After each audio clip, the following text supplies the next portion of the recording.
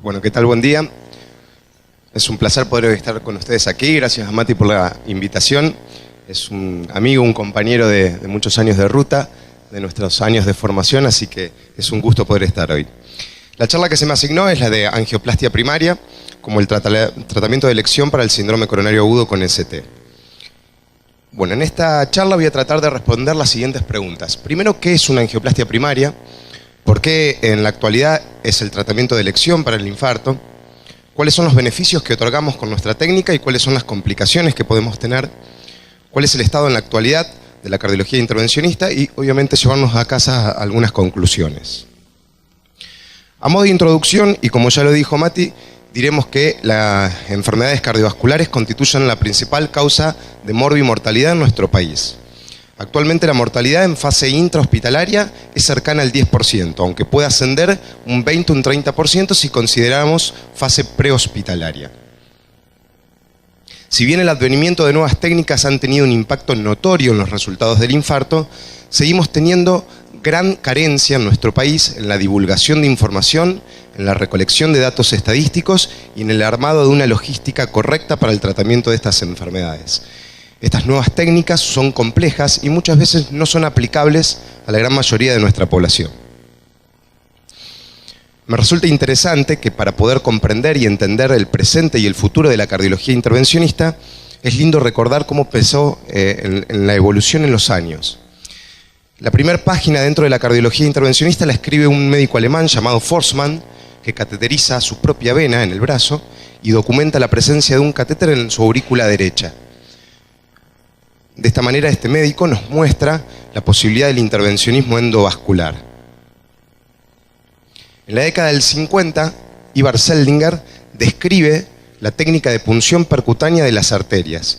Es importante ya que en la actualidad los cardiólogos intervencionistas seguimos utilizando esta técnica. A fines de las décadas del 50, Mason Sones en la Cleveland Clinic, de manera accidental, inyecta por primera vez solución de contraste a nivel intracoronario y grafica el árbol coronario. Años más tarde, este médico, conjuntamente con nuestro prócer René Favaloro, empiezan a describir las técnicas de revascularización quirúrgica. Otro dato importante es Judkins, en la década del 60, tras el estudio exhaustivo de la anatomía coronaria, diseña catéteres preformados que en la actualidad los seguimos utilizando para el diagnóstico y el tratamiento de nuestros pacientes. En el año 64 se produce la primera angioplastia. Un médico norteamericano llamado Charles Dotter, también recibe el apodo de Crazy Dotter, dilata por primera vez de manera percutánea una arteria femoral superficial en una paciente que presentaba gangrena seca y le otorga un beneficio clínico muy bueno a su paciente, por lo tanto revoluciona la medicina. Tuvieron que pasar casi 10 años más para que esta técnica se aplique al territorio intracoronario. Andrea Grützing es un alemán que en Zúrich dilata por primera vez una arteria coronaria.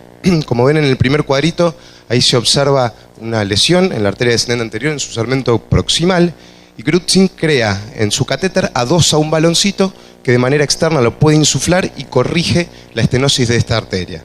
10 años posteriores, en el último de los dos recuadros, se ve que la arteria continúa abierta y sin restenosis.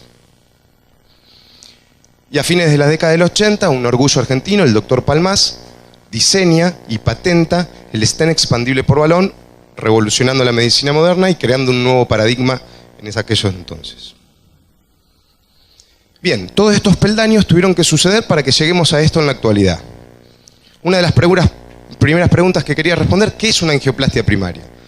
La angioplastia es un procedimiento mini-invasivo que lo realizamos por punción percutánea de arterias, principalmente la radial o la arteria femoral, y mediante catéter vamos navegando por el torrente sanguíneo y podemos llegar a cateterizar los ostium del árbol coronario.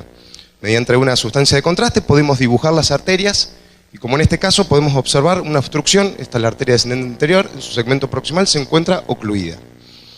Mediante una fina guía, una guía metálica de pequeño calibre, tiene un diámetro de 0.014 milímetros de diámetros, podemos atravesar el sitio de la obstrucción, franquearlo, y mediante la dilatación y la posterior colocación del stent podemos recuperar el flujo coronario. Ahí vamos a ver las imágenes. Ahora, como en la última proyección, vemos que estamos colocando el stent.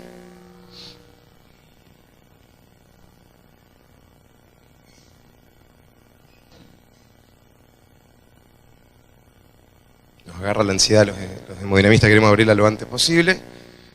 A ver. Ahí pusimos el stent y la última proyección. Bueno, ahora sí. Y vemos la apertura del vaso. Vemos cómo ahora la arteria recupera el flujo y se ve a nivel apical en la punta del corazón. Bien, esto es una angioplastia primaria. La pregunta 2 que habíamos integrado al principio era ¿por qué la angioplastia es el tratamiento de elección en nuestros pacientes?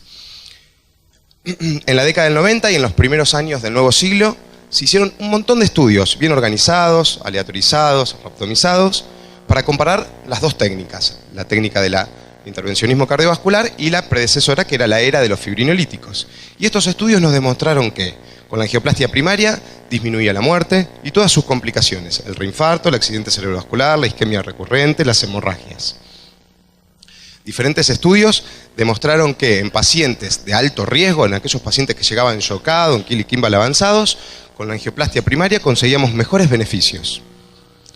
Diferentes estudios demostraron que en la era de los fibrinolíticos, superada la hora 4 del infarto, el fibrinolítico no obtenía buenos beneficios con respecto a la apertura del brazo.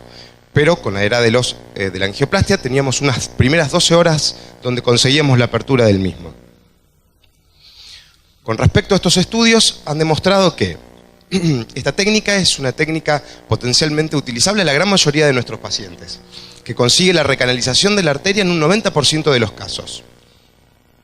Es importante que cuando nosotros realizamos el informe de una angioplastia vamos a otorgar criterios angiográficos de reperfusión. Por ejemplo, el caso que les mostré recién, obtuvimos un TIMI3, que es la velocidad del flujo, un flujo normal. Y esto es importante porque va a influir directamente sobre la morbimortalidad de nuestros pacientes. Es decir, si conseguimos la apertura rápido con un flujo y una velocidad normal, nuestros pacientes van a tener una menor morbimortalidad. Esto va a determinar que el 20% de los pacientes tratados con trombolíticos no conseguía recanalizar la arteria. Solo el 50% lograba una reperfusión precoz y completa. Y en la era de la angioplastia otorgamos un flujo TIMI3 al 90% de los casos, disminuyendo de esta manera drásticamente la morbimortalidad. Bien, es una técnica que ofrece beneficios a nuestros pacientes, pero no obstante estamos perseguidos por las complicaciones. Las complicaciones son bajas en el índice, como muestra el gráfico, como por ejemplo el accidente cerebrovascular, las arritmias, las descompensaciones hemodinámicas, las reacciones adversas al contraste, la insuficiencia renal por nefrotoxicidad, las complicaciones en los sitios de punción, y el hemodinamista, cuando ocurre obviamente que son desagradables, tenemos que estar preparados para poder sobrepasarlas. Bien, la primera competencia de la era de la angioplastia es contra la era de los fibrinolíticos y hemos visto que hemos obtenido grandes beneficios en nuestros pacientes. Ahora empezamos a competir contra otro concepto que es el tiempo. Mati ya empezó a nombrar algo en la charla anterior, que la angioplastia empieza a competir contra el tiempo. ¿Por qué? Porque el tiempo es músculo, porque mientras más tiempo pase de esa arteria que está ocluida y el tiempo de isquemia se perpetúa, mayor morbimortalidad tendrán nuestros pacientes. Y esto nos demostró la evidencia en la cardiología, un montón de estudios que decía que mientras más de tiempo la arteria está cerrada, mayor morbimortalidad van a tener nuestros pacientes. Esto es parecido a lo que ya mostró Mati, analiza un poco los tiempos a tener en cuenta. ¿Qué es lo que se recomienda en la actualidad? Que desde que aparecen los signos y síntomas del infarto, el paciente no debería demorar más de 30 minutos en realizar una consulta. Desde el primer contacto médico hasta una terapia de reperfusión no se deberían demorar más de 60 minutos. Como ya dijo Mati, si el centro no tiene posibilidad de realizar angioplastia primaria y vamos a demorar una logística mayor a 120 minutos, sí ahí deberíamos comenzar con una terapéutica de fibrinólisis y si no existen criterios de reperfusión, derivar a un paciente para una angioplastia de rescate. Bien, esto es un poco lo que dije recién. Bien, y en esta nueva era donde la angioplastia empieza a competir con el tiempo, se empiezan a crear estudios para poder ver en qué estamos fallando.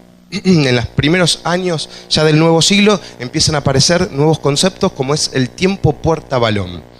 Intentar disminuir el tiempo puerta-balón. Por ejemplo, en este estudio los europeos vieron que un sistema de preaviso, es decir, que la ambulancia ya iba llamando al servicio de hemodinamia diciéndole que tenía un infarto con ST, empezaban a conseguir mejores resultados, bajaban el tiempo. O los norteamericanos en este estudio, que gracias a la tecnología y poder mandar el electrocardiograma, veían que se iba avisando al sistema de hemodinamia y se bajaban los tiempos, por lo tanto mejoraban la sobrevida de nuestros pacientes. Si bien en la actualidad la medicina va evolucionando, y esto en los últimos 30 o 40 años hemos tenido grandes avances, como por ejemplo, como nombró Mati, a nivel medicamentoso, por ejemplo tenemos mejores antiagregantes como el ticagrel o el prasurel. Nosotros los hemodinamistas tenemos mejores materiales, mejores introductores, mejores catéteres, guías hidrofílicas que nos permiten hacer accesos radiales con menores complicaciones, estén bioabsorbibles, biodegradables, con fármacoactivos, tenemos mejores sustancias de contrastes, pero el paradigma que se creó en la década del 90 hasta ahora no ha cambiado. ¿Cuál sigue siendo el paradigma? Abrir la arteria lo antes posible. Y ahora voy a hacer una pregunta disparadora para las futuras charlas. ¿Por qué nuestros pacientes, si sabemos que es la enfermedad que causa la mayor morbimortalidad de nuestros países, si sabemos que tenemos que abrir la arteria lo antes posible, ¿por qué nuestros pacientes demoran tanto en llegar al sanatorio? Por ahí uno cuando va a empezar una angioplastia charla con el paciente y te dice, no, hace 2 o 3 horas me duele el pecho, sudoración, sensación de muerte inminente. ¿Por qué demoramos tanto? ¿Por qué se demora la población? Y ahora una para nosotros. ¿Por qué cuando nuestros pacientes llegan al sanatorio con un supra-ST enorme, con una cara de infarto terrible, ¿por qué nos demoramos tanto en llegar a hemodinamia? ¿En qué le erramos? ¿En qué fallamos? En nuestro país, gracias a Dios, ahora se están realizando 3 programas que intentan dilucidar un poco estas preguntas. Y como conclusión, para llevarnos a casa diremos que la angioplastia es el tratamiento de elección para el síndrome coronario agudo con ST. La menor demora en el tratamiento va a mejorar la morbimortalidad de nuestros pacientes. Pese a ser la primera causa de mortalidad en nuestro país, tenemos un gran déficit de logística en el infarto. Y obviamente que los diferentes programas en desarrollo crean una esperanza al futuro. Muchas gracias por su atención.